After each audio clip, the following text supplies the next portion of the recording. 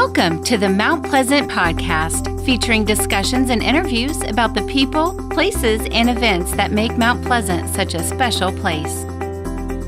This is the Mount Pleasant Podcast. I'm your host, Brian Cleary, and all thanks to the great people of Mount Pleasant Magazine, I get the honor, the privilege of introducing you to Mount Pleasant, the people who make it such a special place to do business, to work, and even to live. We're introducing you to Mount Pleasant's best on the Mount Pleasant Podcast.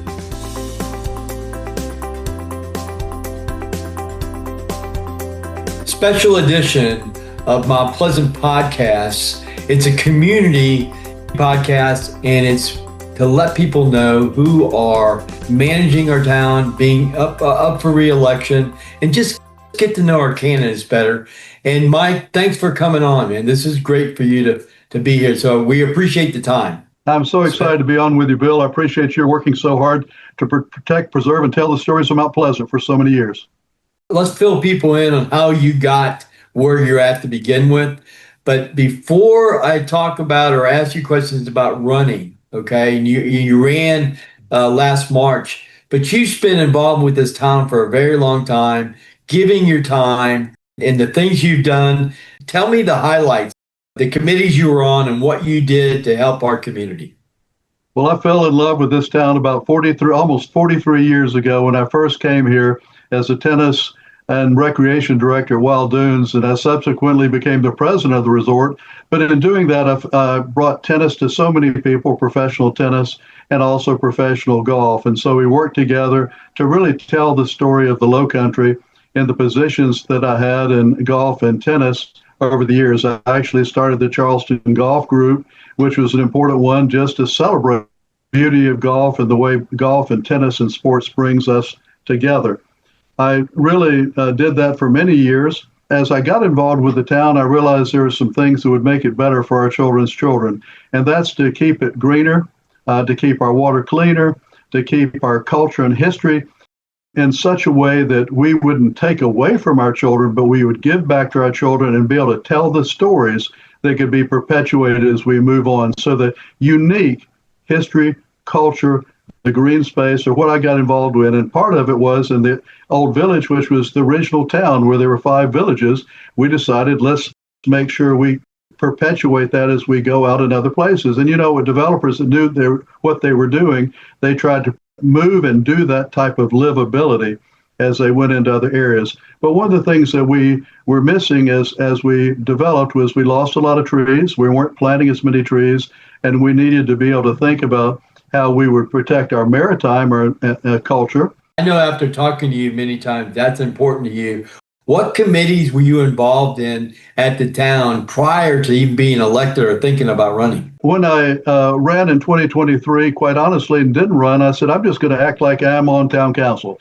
So I would go to every meeting, I would go to every commission, I would go to every place, and I liked the fire, I liked the police, judicial, and legal, I liked the stormwater, like the Green Commission that recently got started. And I would go to every single one, cultural and arts, and I would see how it could make a difference. And where I felt like it could make the most difference is having the town implement the Community Forest Master Plan that had been commissioned by them in 2024 and move it along to get it into our comprehensive plan.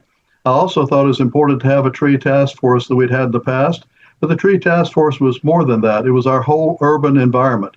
And so I worked very closely on that. I worked very closely on noise ordinance, because where commercial meets residential, that can be an interruption of your peace and tranquility. And so we worked together with the business and the residential community and the town over a period of 2 years to get a unanimous vote from where it was previously very contentious. And Carl Ritchie, who was on town council, was a guy that put it forward. And he said, I know this is something that the police can implement because it's measurable, it's understandable, etc. So let me put it forward. And he got a unanimous vote. I wasn't on town council then, but I was proud that the council saw the wisdom of thoughtful deliberation and getting it done.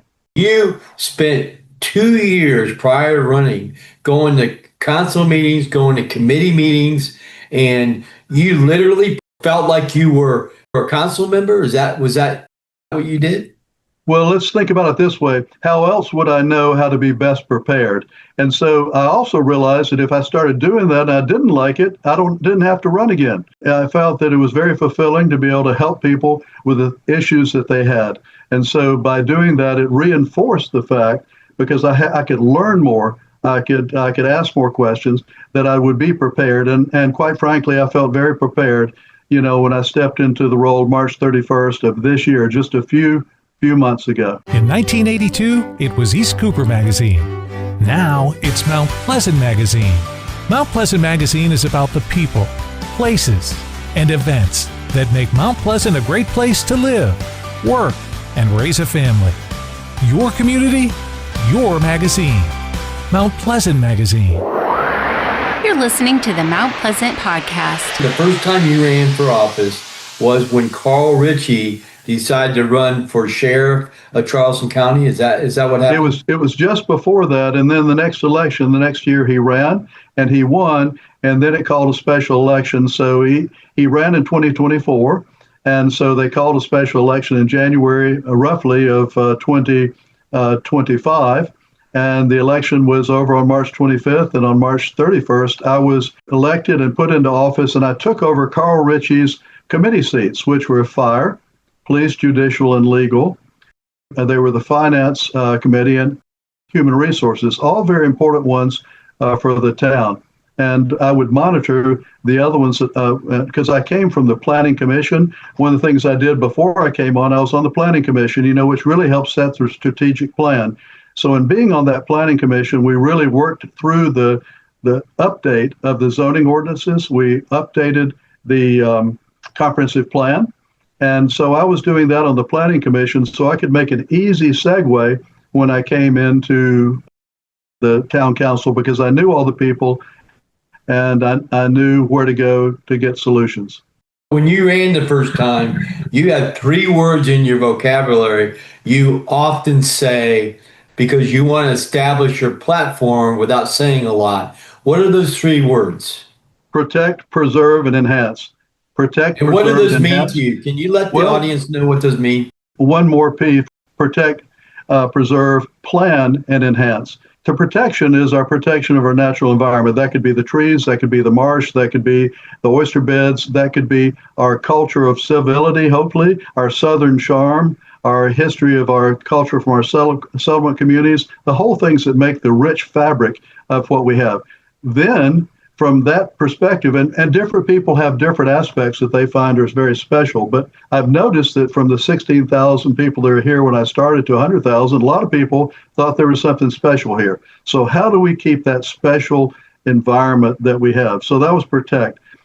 Preserve. Well, you can't cut it all down, you can't mow it all down, or you can't redevelop in a way that loses the character of our buildings and our structures and all the rest, our built environment as well as our natural environment. But also you have to have our cultural environment, and that's how we work together. So protect, preserve. Plan means you have to have a strategic plan in your business, in your life, and whatever. You have to have a strategic plan.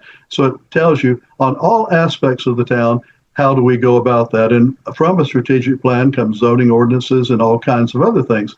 And then enhance. So the community forest master plan is all about not being haphazard in how we preserve, protect, and plan, but how we have that plan out there to enhance it. And so in the community forest master plan, that means planting the right tree at the right place, not planting under Dominion power line, but planting it away from that, planting where you need shade in a playground. I was out at a Miriam Brown playground yesterday with the pickleballers, and we were determining where a tree would go because that was an important part of shade between when you're playing basketball or when you were doing pickleball. So the reality is of putting in a place that matters. So protect, preserve, plan, and enhance.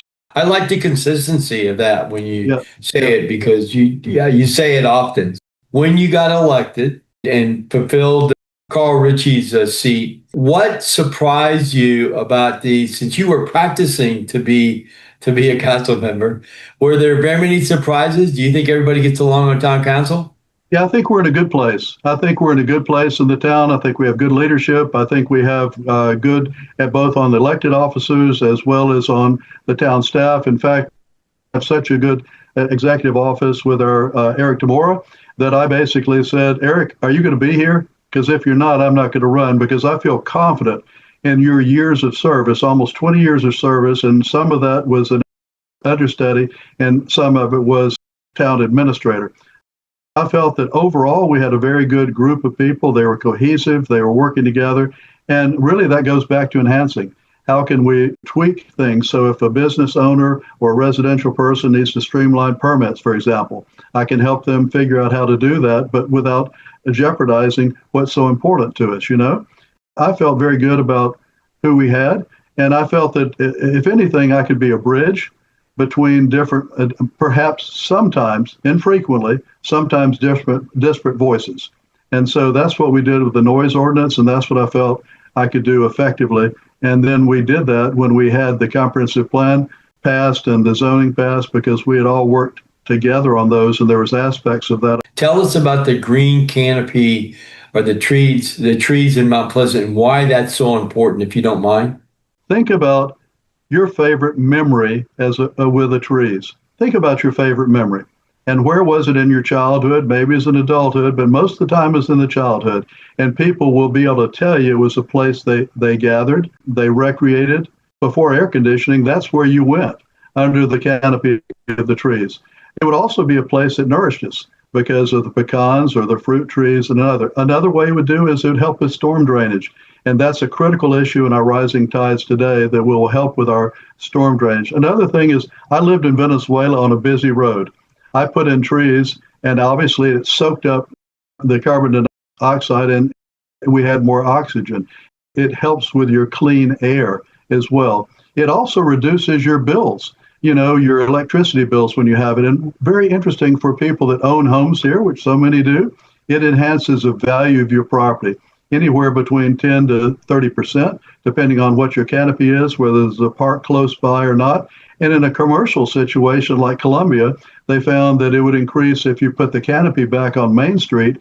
People would come from further distances, they would stay longer, and they would enjoy their visiting and shopping and spend more money. It's just good for everybody as far as this canopy of trees. And what we have left today in many ways is the vestige of what was left after we had farming, we had cotton, we had rice, and various other things. But along all of our roadways, whether you were galloping with a horse or you were coming in a motor car or a Lamborghini, those big trees were kept. Like in the old village and around town, whether you got Angel Oak on the other side of town, not this town, but the area here, where you have big trees in downtown old village. We know where those big trees are, and they're like friends. But they do all the other things we mentioned. Our tree canopy has been diminished over the years. We got a big hit with Hurricane Hugo, never really intentionally planted back.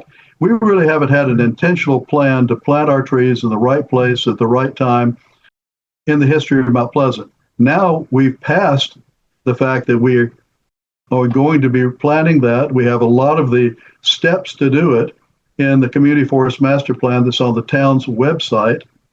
And you can see it's about 200 pages, so it's quite thoughtful. And it talks about how we can do that. So when we come back years from now, people will notice the ever increasing the beauty of it over the years. And they'll also realize we'll never have a die-off of the same type of tree. We won't have a die-off of chestnut trees or elm trees or a particular type of tree that was planted in masses in monoculture. No, we'll have planted intentionally a diverse canopy of trees, an understory, and native plants and pollinators that will keep our environment as strong as we possibly can. The first responders are important to any community. In case somebody read misinformation, can you set the community straight? Okay. I'll be happy to. We had a town councilman up at a recent meeting, and he said, I was on town council in the 1970s, and he said, I've been involved with the community for most of my adult life, and I've never seen a town council that was against supporting police and fire and making sure that they were paid competitively in their surrounding areas. We are nothing more than a continuation of that tradition. I voted for increases in police and pay, 3.5% July 1st. I voted for it and voted for support through our being on the Police Judicial Legal Committee as well as on the Fire Committee. And I voted for it most recently as a week ago at the Human Resource Committee meeting, where I motion to increase one piece of compensation, 4% piece, and then I was part of the group that unanimously voted to do it again. The controversy, if there is any, is that the town's property was reassessed. Your individual home was reassessed. The good news is it went up in value. The bad news is if we don't do what's called rolling back the millage, if we don't do that, you're going to pay more taxes. The law says we can't raise it more than 15%. We simply, some of us, including myself, voted that we would prefer not to raise taxes to fund police and fire. We would prefer to fund it a different way from surplus and other sources. And so that was the only difference. And the other was, and most things where you're spending a lot of the people's money, people expect us to be transparent, take a little bit of time, understand things well. So we said, let's have it go back to committees. That was the vote before this last unanimous vote, which was the previous vote was unanimous too, to send it back to committees. So when we sent it back to the Human Resource Committee, that allowed me the time to do what the public wants me to be, deliberative and understand all aspects of it, which I did. I just deep dived with the Human Resource Director, et cetera. And so I was very confident that I could vote for that. Make no mistake about it, real quickly, there was 3.5% increase in July 1, 4% increase, and some in what's been done, as much as 9.5% increases. And if it was up to me, I would have done what the wage survey said is potentially go to 5 or 6%. The wage survey said go to 6. So as we go forward, right now today, we're at the top of the market. We are right there. We're just underneath Charleston, Goose Creek, et cetera, but we're right there at the top of the market, whereas we weren't before. What I hear you say is a great note to leave on. We did not raise taxes. Taxes were raised. The people that are complaining raised taxes, and they felt that we were not supporting police and fire. We did not raise taxes. The taxes are raised now. They are raised, but I voted against the tax increase. But we did pay our first responders more money. Absolutely. And we're paying it at the top of the market, and we will continue to evaluate it. And anytime we see that they're not that, we will stop and look at it and do it again, just like we did in 2023. In 2023, out of the budget cycle, we realized there was a lack of competitiveness, and we voted for it. I wasn't there, but we voted for it. We did it again this time. Mike, good luck on your campaign. We appreciate you spending time so our audience could get to know what you're all about. And seriously, sir, good luck to you. Well, thank you. Together, I think we can work together to have a greener, more connected, more vibrant community in Mount Pleasant. And I look forward to learning and serving each of you. Thanks for spending your time with the Mount Pleasant Podcast. Your community, your podcast. Listen to past and future episodes at mountpleasantpodcast.com.